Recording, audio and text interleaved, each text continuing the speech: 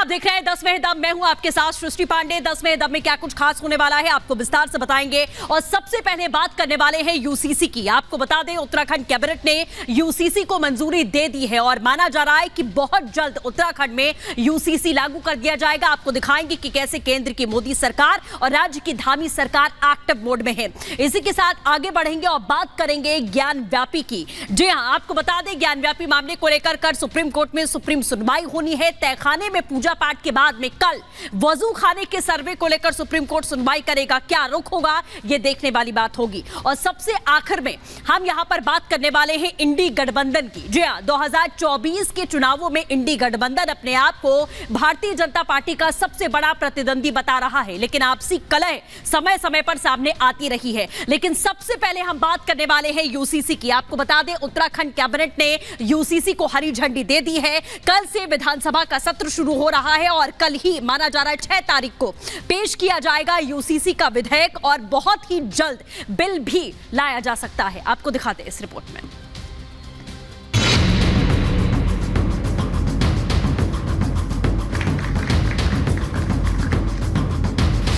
UCC को समान नागरिक संहिता को विधेयक के रूप में लाने का प्रस्ताव मंत्रिमंडल में पारित हो गया है। उत्तराखंड को टोकनिज्म के लिए, प्रतीकात्मकता के लिए उपयोग में लाए। देश भर में एक बार फिर से यूसीसी यानी समान नागरिक संहिता का मुद्दा जोरों पर है। हर तरफ समान नागरिक संहिता की चर्चाएं तेज हो गई हैं। यूसीसी को लेकर केंद्र की मोदी सरकार और उत्तराखंड की धामी सरकार एक्टिव मोड में है। उत्तराखंड में मुख्यमंत्री पुष्कर सिंह धामी ने एक बार नहीं बल्कि कई मौकों पर साफ किया था कि राज्य में यूसीसी लागू किया जाएगा और जल्द से जल्द किया जाएगा। ऐसे में सीएम धामी ने अपना प्रण पूरा करने की ओर तेजी से बढ़ रहे हैं। उत्तराखंड सरकार ने यूसीसी को लेकर ड्राफ्ट को तैयार कर लिया। इसके लिए धामी कैबिनेट से भी मंजूरी मिल गई है। जी हां, उत्तराखंड में यूसीसी को लेकर सरकार तेजी से काम कर रही है। ड्राफ्ट को कई विषयों को ध्यान में रखने के साथ ही तैयार किया गया, जिसको लेकर सीएम पुष्कर सिंह धामी ने कैबिनेट बैठक में मुहर भी लगा दी। यूसीसी को लेकर ड्राफ्ट तैयार किया जा चुका है। ऐसे में अब धामी सरकार उत्तराखंड विधानसभा सत्र में यूसीसी का प्रस्ताव पेश करेगी, जिसमें उम्मीद है कि कल ये बिल पास हो जाएगा।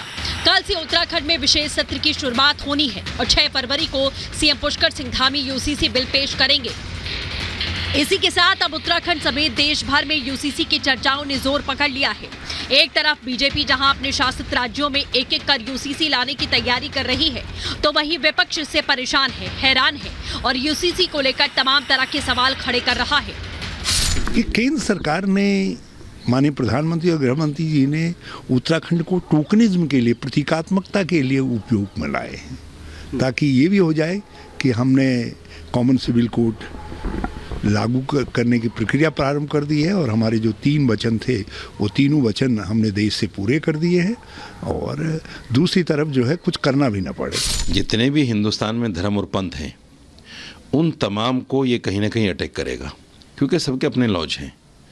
जैन धर्म के अलग लॉज हैं, बुद्धिस्ट के अलग हैं, सिखों के अलग हैं, ईसाइयों के अलग हैं, पारसियों के अलग हैं, मुसलमानों के अलग हैं, हिंदुओं के अलग हैं।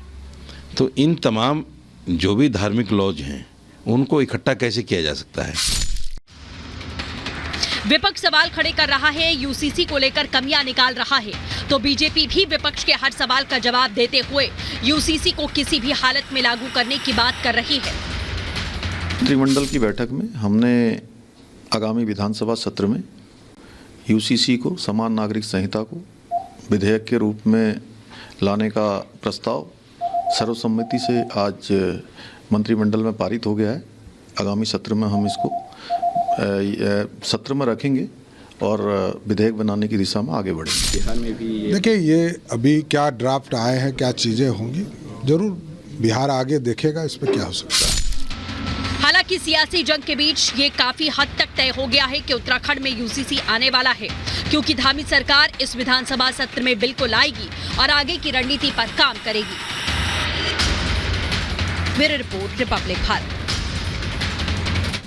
ज्ञान व्यापी को लेकर कल सुप्रीम कोर्ट में सुप्रीम सुनवाई होने वाली है। आपको बता दें व्यास जी के तहखाने में पूजा पाठ के बाद में लोगों के मन में एक खुशी है, एक हर्षोल्लास है और अब कल की जो सुनवाई वो बेहद अहम है, क्योंकि वजू खाने की सफाई और उसके साइंटिफिक सर्वे को लेकर मांग यहां पर की गई है। लेकिन इससे पहले ही, सुनवाई के पहले आपको बता दें, भड़काऊ बयानों का सिलसिला भी शुरू हो गया है। देखिए इस रिपोर्ट में।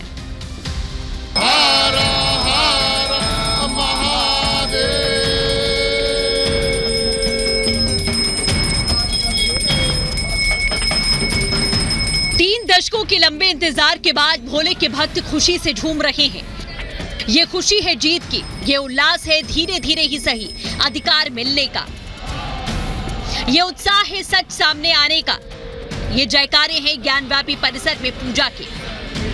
वाराणसी के जिला कोर्ट ने ज्ञानव्यापी परिसर में स्थित व्यास जी के तहखाने में न सिर्फ पूजा पाठ की इजाजत मिली तो मानो हिंदू पक्ष के लिए ये खुशी का त्योहार सामने आ गया, बल्कि 7 दिन के अंदर पूजा पाठ की व्यवस्था करने का आदेश दिया गया। तहखाने में पूजा पाठ की शुरुआत हो चुकी है। वर्तमान में झांकी दर्शन की व्यवस्था की गई है।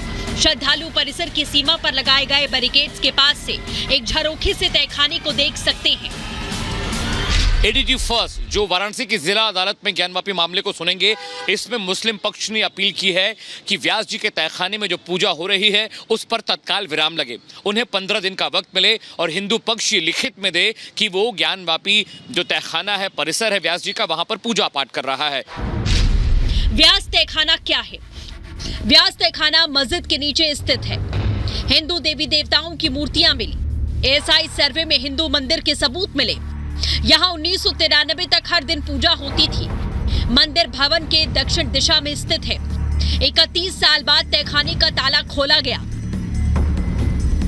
और अब ये पूरा मामला देश की सर्वोच्च न्यायालय में पहुंच चुका है। कल सुप्रीम कोर्ट वजूखाने में सर्वे की मांग वाली अर्जी पर सुनवाई करेगा। हिंदू पक्ष की तरफ से अर्जी में वजूखाना और आसपास के सील एरिया में एएसआई से वैज्ञानिक सर्वे करवाने की गुहार लगाई गई है। सुप्रीम कोर्ट में ज्ञानव्यापी की गूंज। ज्ञानव्यापी विवाद पर कल सुप्रीम कोर्ट में सुप्रीम सुनवाई।